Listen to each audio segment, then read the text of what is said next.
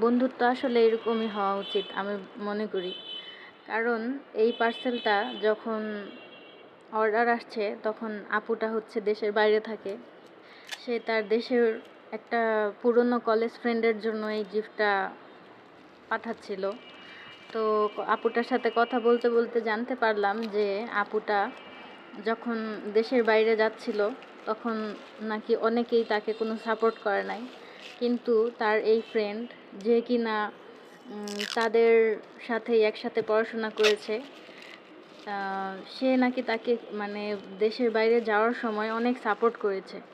তো এখন সে দেশের বাইরে একটু ভালো অবস্থায় আছে এবং সেই কৃতজ্ঞতা প্রকাশ করার জন্যই আপুটা সেই ভাইয়াটার জন্য এই পার্সেলটা পাঠাচ্ছে, এই ক্যান্ডেলটা পাঠাচ্ছে।